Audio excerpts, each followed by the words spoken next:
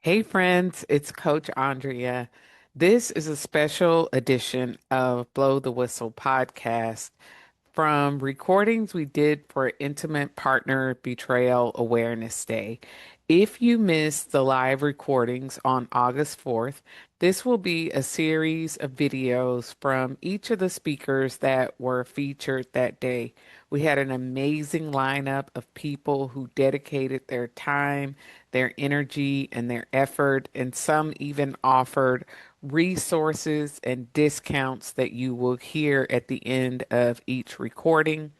Be sure to follow each of the speakers to look them up to see if the resources that they offer would be helpful to you and to send them a note of thanks if their recording speaks to you or the situation that you're going through. Intimate Partner Betrayal Awareness Day was August 4th, and it is August 4th every year. So if you missed it in 2026, be sure to put it on your calendar for 2027. And without further ado, it's time for another edition of Blow the Whistle Intimate Partner Betrayal Awareness Day Special Edition. Well, we're back for Intimate Partner Betrayal Awareness Day, and this lady on the screen with me is no stranger to you if you have been in the space of betrayal. I am not going to cry, but this person has had like this person that you see today, you can say thank you in part to Dr. Sheri Keffer, because she was the first person. We were talking about it before we came on. She was the first person to say it is as bad as it feels, and it's okay for you to talk about it. She was one of the first people. I went to a workshop in 2015 she used to lead called Women in the Battle. And she was one of the first people to explain gaslighting and PTSD and show brain scans and just give us space to grieve and cry. And you curated something so beautiful that I was not the same after that. Oh. So thank you very much. And I'm so glad that you're here. For those of you who don't know Dr. Sheri, I'm sorry, and I don't know how you don't know her. She's a certified partner trauma therapist supervisor, a certified sex addiction therapist, a certified clinical partner specialist, a couples betrayal recovery therapist, IRCM, and a consultant with EMDR. She has a community called Brave One.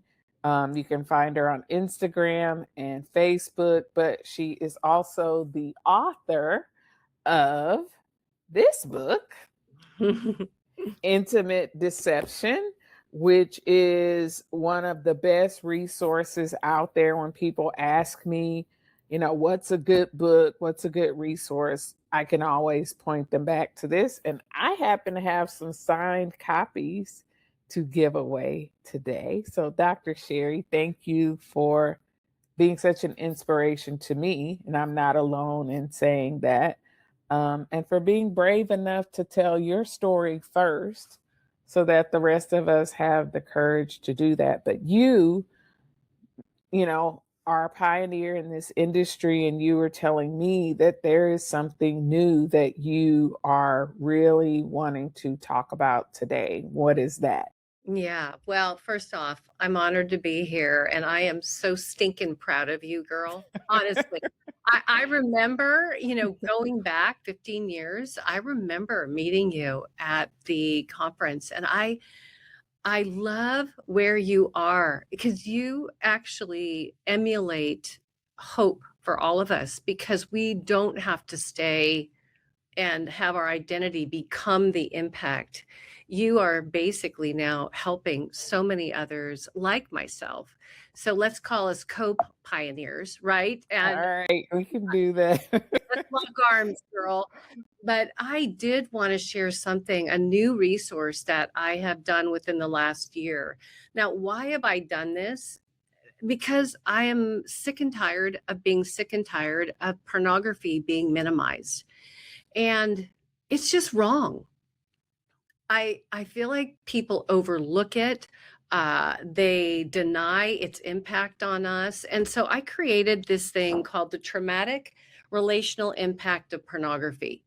Now, honestly, I think this belongs on every single coffee table all over the place because it talks about the trauma behind porn. This phrase, it's just porn. I'm like, that is such a crock of padoodle. Mm-hmm. There are so many of us being harmed by it. And this is the deal. So the internet out there is here to stay, right? But the internet has this theme like a burger, like most of us, if you want to go to Whataburger or Burger King, it's like have it your way. Sexual norms are changing and they have been changing. And so even though everything is staying, it feels like now you can have, whatever you want just by a click of a finger. Mm-hmm. But today's porn and virtual sex, it's changing the way people treat people. It's Mm-hmm. way more violent than it's ever used to be. It's changing the culture's appetite and it's influencing what it means to be human. And this is the big deal about the traumatic porn. It has to do with consent. Consent, and you and I both know this. Consent is whether you say yes or no to something. Now, why is consent so important? It's because it's never implied or assumed, right? You basically go to somebody and show them respect by asking them for consent. It Right.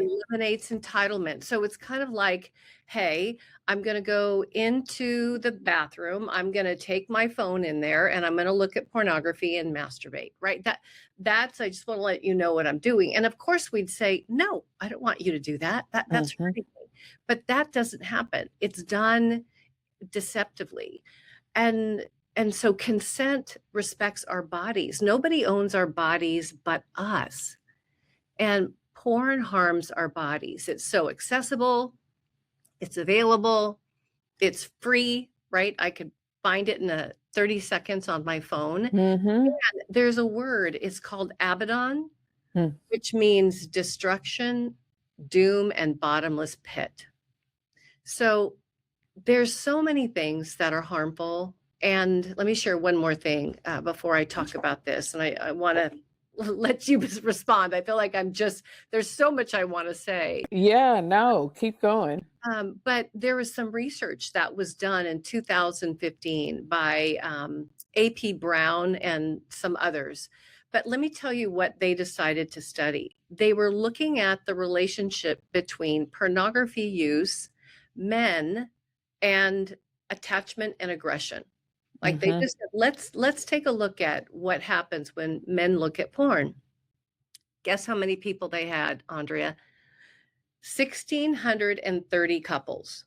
Now Wow. that's like 3,200 people plus, right? That's a whole lot of people sharing information. Mm-hmm. And this is what they found, that men who use pornography are less attached to their significant other.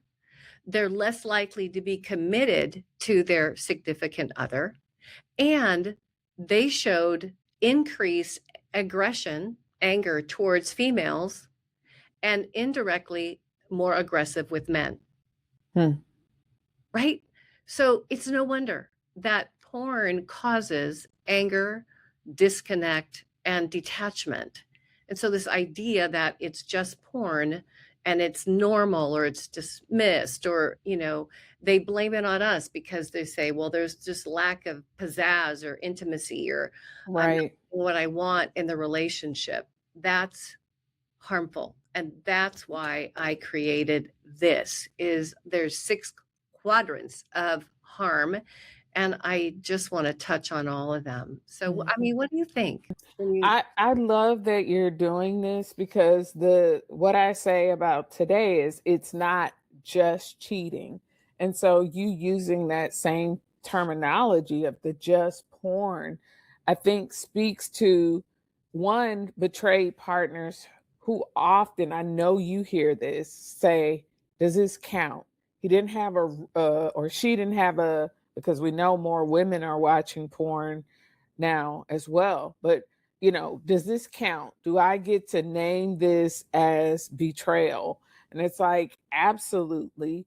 But you're going even further than that, just like you did, all those years ago, of showing the layers, the complexity, the far reaching impact. So, if you're a man watching porn, you're not just harming women, you're harming other men as well. If you're a woman watching porn, you're not just harming your partner or the person you're married to, you're harming other women. And I think when people say, well, it's on my phone, I'm doing it in the privacy of my home, who am I hurting? I think you naming that, naming the harm, will give people language, it will give them permission, and it'll help them to feel empowered to stand up for themselves. Oh, I love that, Andrea. And you talked about that it's not just cheating. And I think, if there's any tagline to what this conversation between you and I today is, I would say it's not just penis and vagina, Hmm. right? I think so often the post traumatic stress gets stuck to or attached to penis and vagina acting out, right? Hmm. And I'm like, no, it pornography does a number on a human soul. And so let's just jump in and you and I can just tag team on this. But Yeah. the first layer of impact is an impact to love and relationship. So the research I just shared, right, is very telling, but it's devastating. Whether you are a man that's here, that your partner's looking at porn, as you mentioned, or a female and your significant other is looking at pornography, Hmm. it's devastating to our relationship. It's devastating to the love we share, to our companionship, to the vows we made, forsaking all others, yet you're contending with millions of photos of other people you can never compete with, Hmm. to our exclusivity, because that sexual energy, that relational energy is going elsewhere. It's going towards people that they're not even relating to. Right. So that damages our relational safety. It damages our vulnerability. It damages our ability to trust. Those are big things. What, Go ahead. like, you spent years, in this space, and you're in your book, you talk a lot about the damage of porn. But what made you go deeper? Like, what sparked this new kind of passion to really put language and make this diagram? And for those of you watching, I joked with Dr. Sheri that she needs to make us keychain size so we can just have it on our keychains. But It's true. what was it that made you say, we got to talk about this more? We got to break this down even deeper than what we're doing right now. You ask a great question. It actually came on the heels of me asking 14,000 women who follow me on my email and all that, when it comes to faith-based communities, what has helped and what hurts? Hmm. And just sitting in hours and hours and hours and hours of their story and hearing how much minimization was happening to clergy, from people Hmm. that they trusted. Hmm. I just thought, we've got all these faith-based communities and it's being so minimized. And these are the folks that we usually go to as first responders, right? Right. I just went, I have got to bring awareness to the impact and how minimized it is. Hmm. And the second way that it's minimized is the impact to our identity. So think about it as y'all are listening to Andrea and I. Think about your own life. Where's the pain and the turmoil and the shame beliefs that are now attached to you? Now, the shame belief sounds something like this: I'm not enough. I'm not sexy enough. I'm not pretty enough or handsome enough or wanted enough, or I can't trust anyone, or I'm not in control.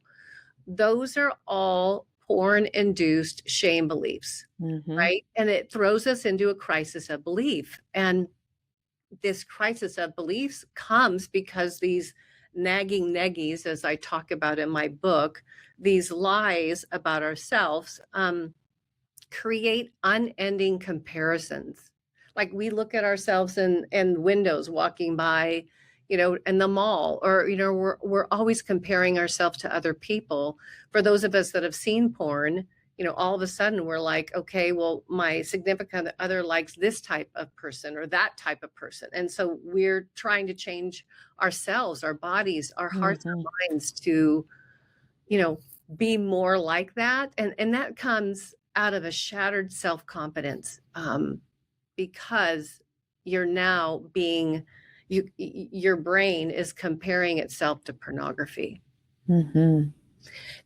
And so then there's also the impact to our sexuality. Now, this is what is so devastating. Here, the significant other is looking at porn because they want whatever they're looking for. It's empty, but they're looking for that hit, that sexual hit. Mm-hmm. Well, guess what happens to us? It's like they throw a grenade into the foxhole we're in with them, and our sexuality gets blown up smithereens, right? It Yeah. We now have an impact to our sexual safety with them because of the objectification. Mm-hmm. We don't feel as sensual. Sensual is not about sexuality. It's really about femininity. It's about noticing yourself and feeling lovely. It's how you feel when you put on beautiful things. So that is stripped away. Our spontaneity, our creative sexuality, our Mm-hmm. passion, our pleasure. Like these things are a part of our sexuality. And so because of that deceptive sexuality and their toxic, it's fantasy really. They're in a space that doesn't exist. They go there with sexual entitlement. They become more aggressive with us. They pornify us. We can feel like, we pick up on changes in their body and we can feel like something's different. They Mm-hmm. pornify us and they can coerce us to do things that we're uncomfortable with. And 22% of those in my research claim some type of sexual abuse. Mm-hmm. That's doing things that feel uncomfortable or being coerced or things that are painful that we didn't want to do. So this comes from pornography. Pornography is like the gateway drug. Yeah. It just opens up the door for so many other things. Yeah, I wonder, the 22% who said yes, I wonder how many don't even realize yet. It's kind of, I say like abuse and betrayal are understood in hindsight. So when you don't know what you don't know, when you're unconsciously incompetent to the language and what that means and things that have been normalized. I wonder how many people are actually experiencing coercion and don't even recognize it as such yet. I've had that happen. Think about it. Think about, and I'm not talking about things that you're consenting to, right? I'm Mhm. not talking about that. We're talking about non-consensual porn use, okay? Mhm. So I've talked to women who have been asked to put on high heels and dress up and do this sexual play or acting out or put on costumes. Mhm. Now, they will tell me they did it initially because they thought that's what they needed to do, right? They Mhm. thought they wanted to provide what he was looking for, even though they had these uh-oh feelings inside, Mhm. even though they felt like they were stepping out of themselves or that natural playfulness that they wanted to experience, but they had no idea that Mhm. he'd been watching pornography and is obsessed with those kind of videos or acting out. And so you're right. Sometimes until we know what they're hooked in or what they're looking at, we don't even realize that, without our knowledge, we were unknowingly. and uh-oh feelingly going along. And so women that choose to draw a line, they start to own their voice and they say, no, no more. And maybe there's someone who's listening right now, Andrea. I know there's more than one person that's listening that just kind of woke up and you and I gave her a permission slip Mm-hmm. to say, I'm not comfortable with that. I don't want to Mm-hmm. do that anymore. Mm-hmm. You, girl, you just bought your freedom. That is freedom to not have to go along with something that you're in distress about. Sherry, I'm laughing on the inside because I recorded my podcast to talk about this day. And I was saying why everybody needed to know about betrayal awareness. And three reasons I gave. You've already named two. One is that it's an assault on love. Mm. I said that betrayal is an assault on love, and you talked about that in your first point. And then the second thing I said is that no one can be free. When betrayal exists, it violates, it takes away your consent, and when you don't have consent, then you don't have freedom. And so you're just, I know you didn't listen to the podcast, but I just love the synergy, the reinforcing of the message, and that matters because it's consistent across where you look and whatever you present, that these are the foundational things that we need to be paying attention to. Porn, like you said, is the gateway. Affairs, massage parlors, all of these things, but it does start with that pornified mindset of people are objects and I can consume them and I can get this quick, fast, easy fix for something that's supposed to take time. Intimacy is supposed to build, and it's much more of a crock pot than a microwave. And most people want the microwave. They want the insta intimacy. Yeah, yeah. Well, and Andrea, truth is truth, and you're speaking truth right now. Whether you're out there or I'm out there, both of us know what's true, and that's the beauty of what we're sharing. And you asked me, like, why did I even go deeper into the impact of porn? And it was because, right, I was trying to figure out where people were getting support. And the next thing is impact to spiritual and our spirituality and faith. Mm, So what I heard in these 14,000 partners was spiritual disillusionment. Like there's so many of them disconnected with their faith in God, with spiritual leaders, with their place of worship. Why? Because porn was normalized. It was yeah, disregarded. Sometimes it was even blamed on them yeah, um, by clergy who they once trusted. So there's a lot of awareness that needs to happen. And then let's go into our personal health, right? The impact of personal health, these discoveries that we find, and when they're whether they're ongoing or intermittent, they impact our body and brain health, right? So think how many of us, and I just want you, if you're listening right now, I want you to do your own pulse on your own body, on your own brain. And I want us to just ask ourselves, are you struggling with anxiety or depression? Are you having difficulty sleeping? Are there parts of your body that are going into collapse? Andre, there's so much adrenal exhaustion when hmm we're on the other side of somebody who's chronically using pornography and not getting the right help, not making changes. I'm going to hmm talk about my Brave One community in just a few minutes because I am adamant about the gold standard that betrayed partners need in order to get the care they not only need to heal, because we need to heal, but I feel like every betrayed partner I work with, I'm reaching through the screen to pull out whoever that significant one there hmm is into their own gold standard of care so that we can stop the harm. But when our adrenals are overwhelmed, some of us have diabetes, some of us have heart disease, chronic fatigue, and even cancer. hmm And then I want to, share the last one here, which is kind of what you and I were talking about, you mentioned a few minutes ago, it's the emotional injury and psychological abuse that happens because of pornography. Now, you might have people listening going, what are you talking about? How is there emotional injury or psychological abuse? Well, it happens because of the intimate deception. Mm-hmm. There's lies, there's anger, there's manipulation, there's blame shifting as that person is desperately and deliberately trying to hide their secret sexual life. Mm-hmm.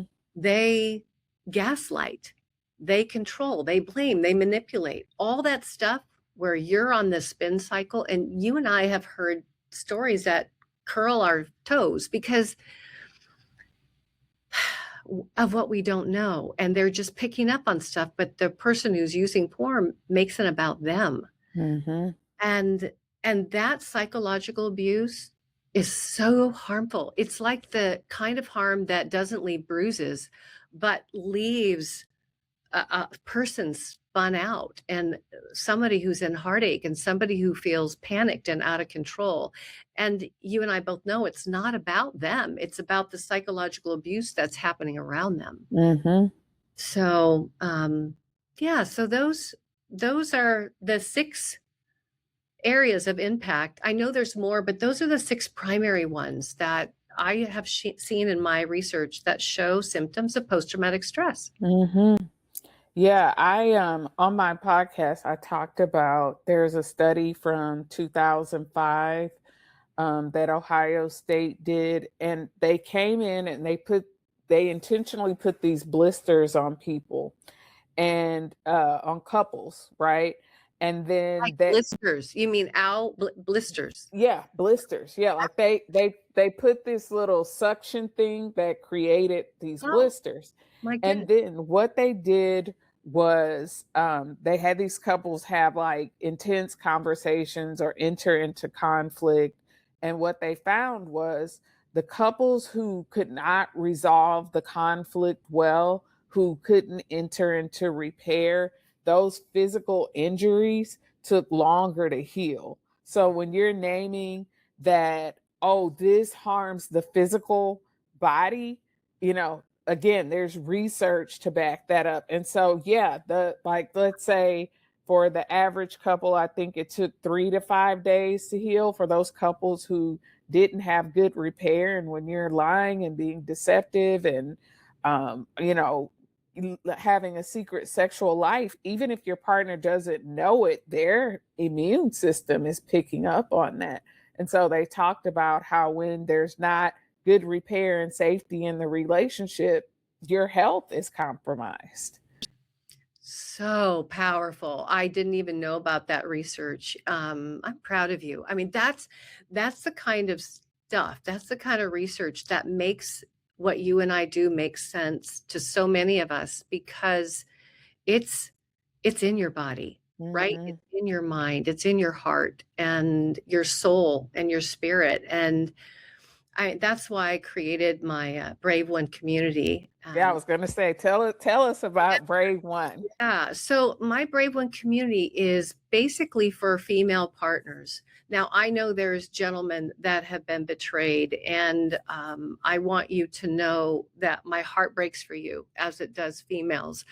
It's just that my Brave One community is for female betrayed partners, and this is what I want to tell you about it. So I have my Brave One journey. And what is that? It's basically helping you move from ground zero, which is when you find out about the discoveries, all the way through steps. And they're very step by step.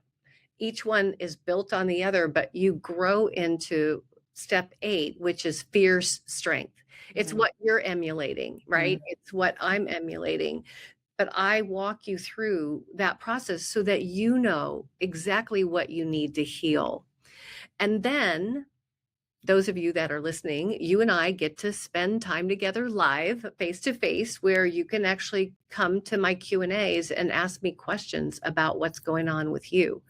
And I love that because I get to be up close and personal, and he'll hear what's going on, and then help you to take your next steps, right? Whatever that is. Mm-hmm. Then right now my community is going through my boot kick and boundary set and brave one challenge. So it's my boundary challenge. Yeah. And I love the boundary challenge because I think boundaries are so difficult for betrayed partners. And Mm-hmm. so I have a number of weeks that we go through to make it not only sentences that you say, but how to change you from the inside out. Mm-hmm. Now, you get access to small groups, one-on-one coaches. You were one of my coaches at one point, which Yes. no one will ever replace you. You're amazing. But so you kind of know the value of being inside of it and what we offer. And then my private Brave One Facebook group, which is optional for those of you that want it. But for being here today, for you guys listening to what you're doing, Andrea, I'm giving 1 month away free to anyone who's listening right now. And all you need to do is go to braveone.com/community. It's braveone, braveone.com/community, COMMUNITY. And then once you're there, just when you go to checkout, put in the code Brave One. Now, let me spell it for you because it's BRAVE and the number one. Just Yep. Brave and the number one. There's no contract. So you can stop at any time. But most women that come are like, why haven't I known about this sooner? But there's no pressure. I just want folks to be able to join and take advantage of that as far as supporting your intimate partner betrayal awareness day, Andrea. So, I love it. I'm putting it in the chat for people who want to join. You're using the code BRAVE and the number one. mhm. Brave one. And as Dr. Sheri said, I used to be one of her coaches. I consider myself always one of your coaches. Oh, I love that. You are. But this is what's cool is you launched and look at you to Yeah, do so much more, right? Um, you're like this little firefly that was in a jar that's now lighting up the world. And I support you. I love you. And I'm really proud of you. thank you. And thank you for, people ask me like after 12 years, am I ready to do something else? Don't I want to move on? Don't I want to expand? And it would be easy, I think, for you to say, you know what, I've got compassion fatigue, I've got exhaustion, you've been at this, but instead of tiring out, you're still digging in and bringing new research and providing new resources. And I hope people get your framework there goes far beyond pornography. I think it applies to so much of all different types of betrayal, that having that little, and people in the comments said yes, they want the keychain, by the way. So Well, yeah, maybe I'll come up with that. But if this size for your coffee table, just go to my braveone.com store, braveone, BRAVEONE.com, and then just go to the store and it's where. But maybe I'll take that into consideration. Add that to what I have already. right. Yes, please go to her Brave One store. Like I said, I'm going to be giving signed copies of your book away. Thank you for donating that. How long can they use the code? Because I want to put it out for people who may catch this later. How Yeah. long is the 1 month free available? You know what? I think if we do 2 weeks, it'd be great because that way, those of you that are, is it going to be out there for more than 2 weeks? Hmm. Okay. I mean, no, I will put a timeline. Like the other partnerships have dates attached to Oh, them. So okay. whatever you tell me, that's what Let's I'll. do 1 month. Let's Okay. do 1 month. All Yeah. right. I love it. Month of August, right? Okay. I love it. Awareness. Yes, there you go. And people in the comments are saying your book changed their life, that your work changed their life. So it's not just me. And I know that sometimes you do get weary, and it would just be easier for you to go do some quiet work in a small community. but you are the brave one. You are the epitome of what you promote. So brave on, continue. Thank you for being here. Thank you for changing my life and the lives of so many people. We are all cheering you on and in your corner, and just can't wait to see what you bring out next. Thank you. I love you, girl. And to all of you that are listening, love you as well. Big All hug. right. Thanks, Sherry. Bye. Bye.